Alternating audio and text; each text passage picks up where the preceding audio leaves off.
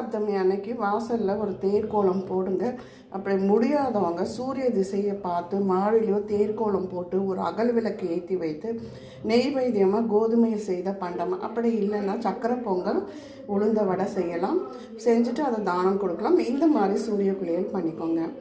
7 எரிக்கை இலை, அட்சதை மஞ்சளில் போட்டு பரட்டி எடுத்த பச்சரிசி அட்சதை வச்சு சூரிய பகவானுக்கு தலையில் 2 பக்கம் கையில் கண்ணில் காலில் வச்சு கண்ணாலையும் கையாலையும் காலாலையும் நான் மனதாலையும் செய்த பாவங்களை முப்பிறவி பாவம் இப்பிறவி கர்ம வினையும் தீர்த்தரவு சூரிய தேவா அப்படின்னு சொல்லி ஆதித்யாய நமக சூர்யாய நமக என்று சொல்லி புண்ணிய குளியலை போடுங்க.